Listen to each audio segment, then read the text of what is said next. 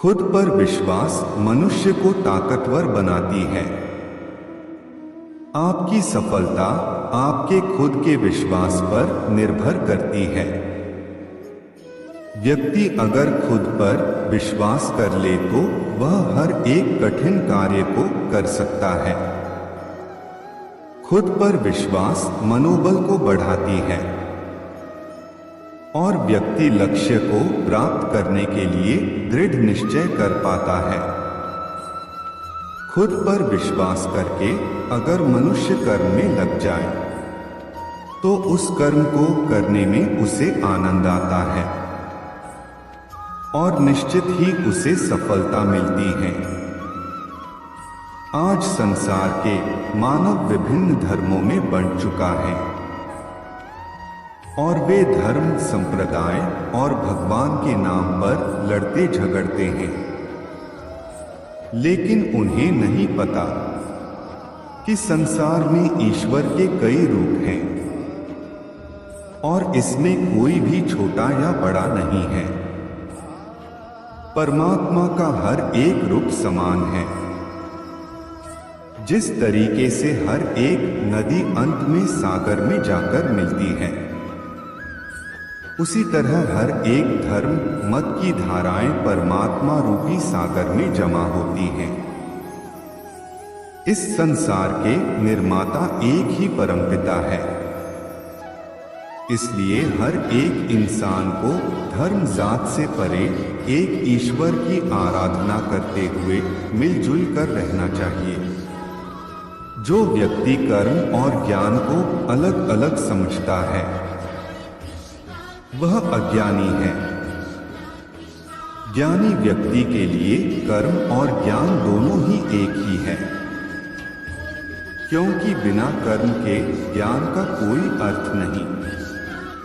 गीता कहती है कि ज्ञान को पढ़ने से प्राप्त नहीं किया जा सकता, इसके लिए अनुभव करना पड़ता है और अनुभव करने के लिए कर्म करना जरूरी होता है।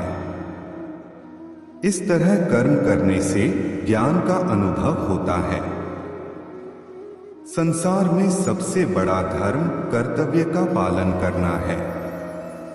जो व्यक्ति अपने कर्तव्यों का भली भांति पालन करता है उसे सुख और मन की शांति का अनुभव होता है। अपना कर्म भले ही कितना ही कष्टदायक क्यों ना हो, लेकिन अपने कर्म को कर्तव्य समझकर करना दूसरे की नकल करने से श्रेष्ठ होता है। कर्तव्य मनुष्य को बेहतर बनाता है। हर एक कर्म में दोष होता है, इसलिए दोष देकर अपने कर्तव्य से पीछे नहीं हटना चाहिए। जिस प्रकार अग्नि के साथ धूमवा भी होता है, उसी तरह हर एक कर्तव्य में छोटा बड़ा दोष हो सकता है, लेकिन इस पर ज्यादा विश्लेषण करने से संशय और अकर्मण्यता पैदा होता है। जीवन में हर एक चीजों का संतुलन होना जरूरी है। जीवन में उतार चढ़ाव आते रहते हैं। किसी भी हालात में अति नहीं करना चाहिए। जैसे दुख खाने पर बहुत ज्यादा निराशा में डूबना नहीं चाहिए और ना ही सुख आने पर बहुत ज्यादा खुश होना चाहिए, क्योंकि कोई भी चीज अस्थायी होती है। इससे असंतुलन पैदा होता है, जो जीवन की गति और दिशा को बाधित करता है और इससे अनावश्यक दुख और कष्ट उत्पन्न होते हैं। मन, विचार और कर्म में संतुलन बनाकर ही ज्ञान की प्राप्ति की जा सकती है।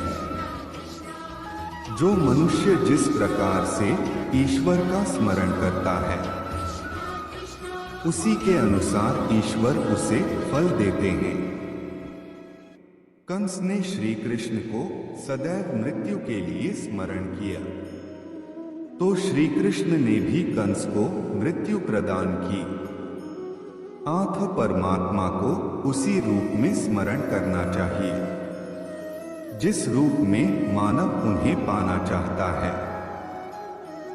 धन्यवाद। जय श्री राधे कृष्ण।